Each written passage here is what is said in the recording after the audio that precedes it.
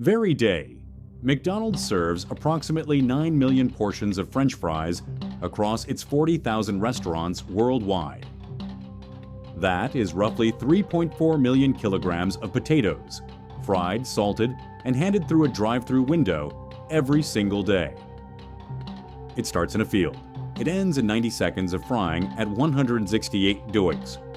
Let's trace how a raw Russet Burbank potato travels from a harvested field through a 35-ton-per-hour processing line and becomes one of the most consumed fried foods on the planet. Harvesting sets a hard clock in motion.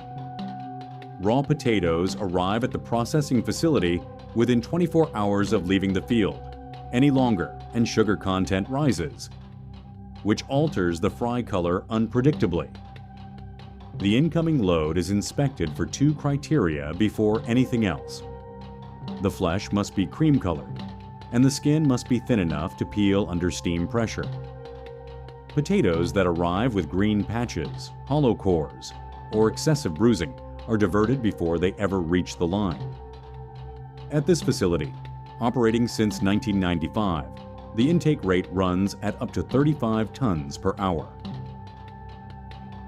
The first physical transformation happens in the steam peeler.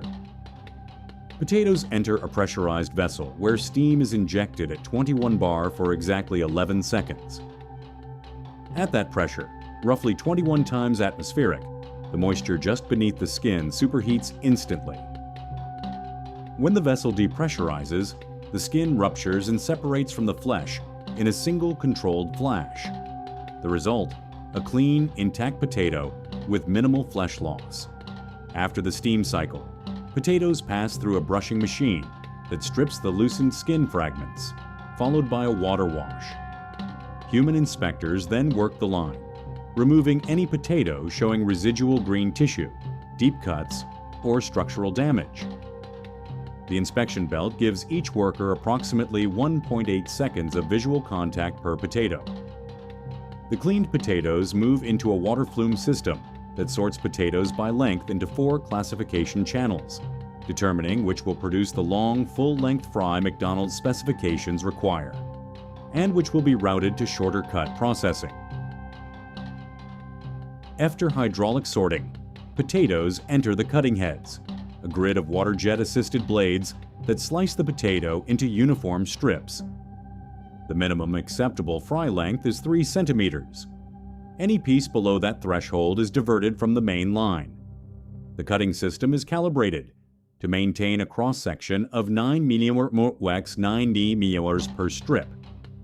A deviation of more than 1 mm in either dimension affects the surface area to volume ratio, which directly changes how water evaporates during blanching and how oil penetrates during frying. A strip that is 10 mm wide instead of 9 mm retains approximately 12% more internal moisture after the drying tunnel. Strips non-conforming only at the tip are trimmed and re-enter the inspection line.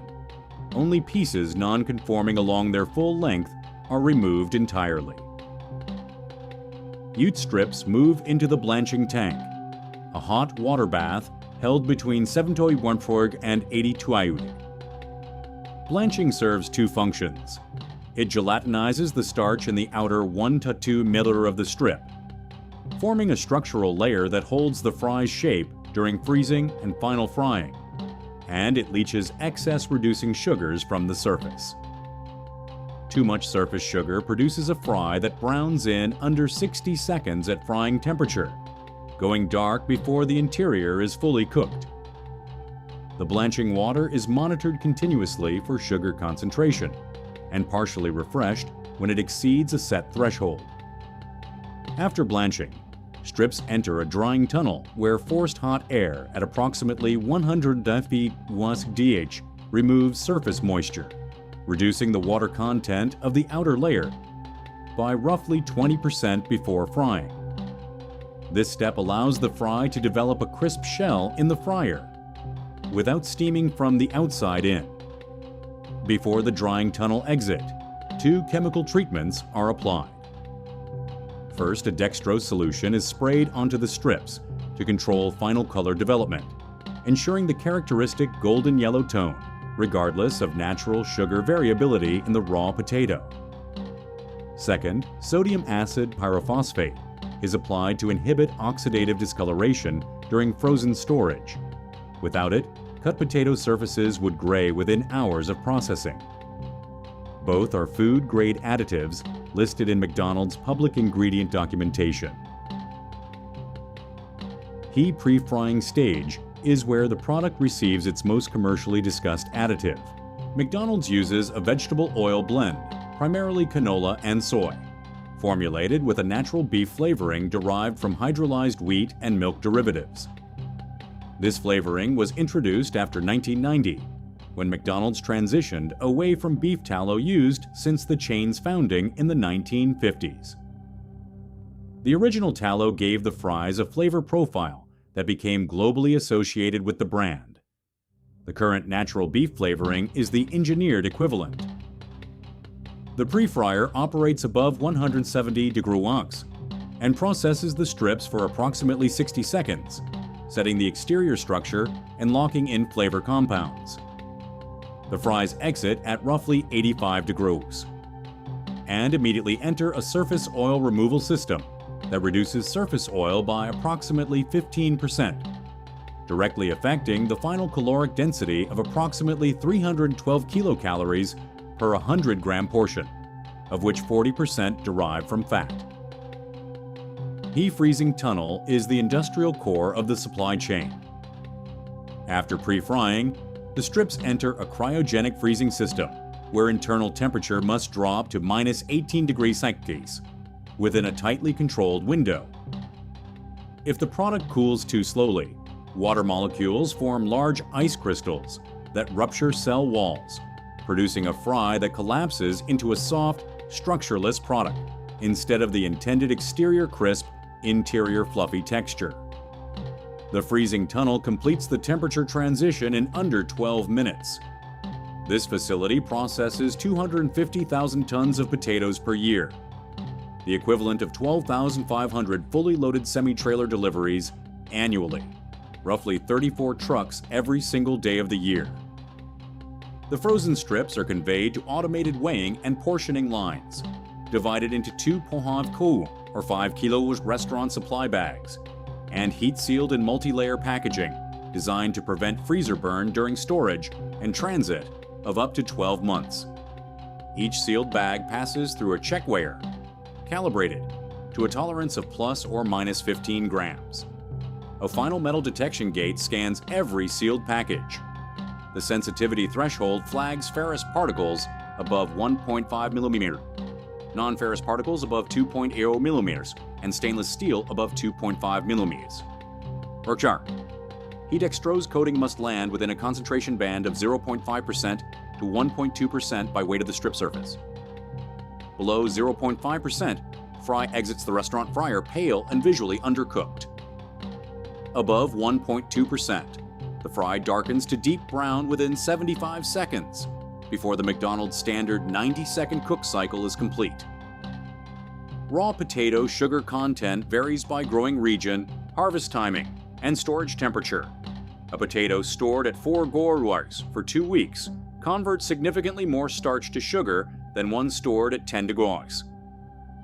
The dextrose application is therefore adjusted batch by batch based on a bricks measurement of the incoming potato lot, maintaining the target surface sugar concentration within the 0.5% to 1.2% band regardless of starting material variability.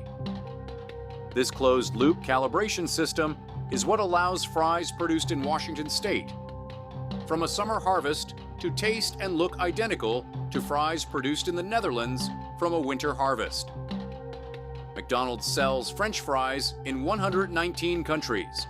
The total annual volume of potatoes processed globally exceeds 3.4 million tons, making the company one of the largest single buyers of potatoes on Earth. The entire annual potato harvest of the Netherlands is approximately 7 million tons. McDonald's global fry supply chain consumes nearly half of that nation's entire annual output.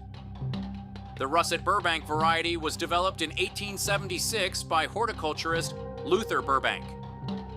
It became the McDonald's standard in the 1960s when founder Ray Kroc and food scientist J.R. Simplot established the first frozen fry supply contract. Before that contract, every McDonald's restaurant fried from fresh potatoes delivered daily. The Simplot frozen supply model, introduced in 1966, is what made global franchise scaling physically possible. A single restaurant location completes the process in a 168-degree saw fryer in 2 minutes and 30 seconds. Approximately 3 to 5% of cut product is removed at this stage, depending on incoming potato quality. Second, random batch sampling pulls finished frozen portions from the packaging line every 30 minutes. Technicians measure strip length distribution, color uniformity, and moisture content. Batches outside specification are placed on hold before release.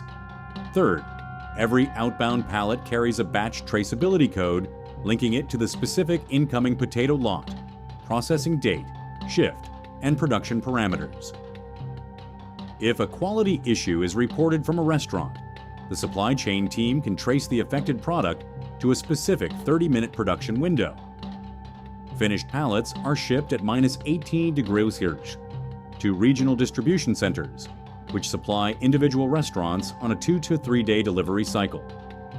The retail cost of a medium portion, approximately 115 grams, ranges from $1.89 USD in the United States to 4.20 EUR in Western Europe. Global annual revenue attributable to French fry sales is estimated at approximately 13 billion USD, representing roughly 20% of total system sales. A Russet Burbank potato, harvested within 24 hours to a sealed frozen bag processed at 35 tons per hour. The McDonald's French fry supply chain runs on tolerances measured in millimeters, seconds, and tenths of a percent of dissolved sugar. The number that stays with you. On an average global day, 12% of all fries cooked are discarded because they exceeded a 7-minute service window. That is approximately 408,000 kilograms of finished product thrown out daily. Not for safety reasons, but for texture. What other fast food production process would you like broken down at this level? Drop it in the comments below and subscribe to the channel with notifications on. We release a new process every week.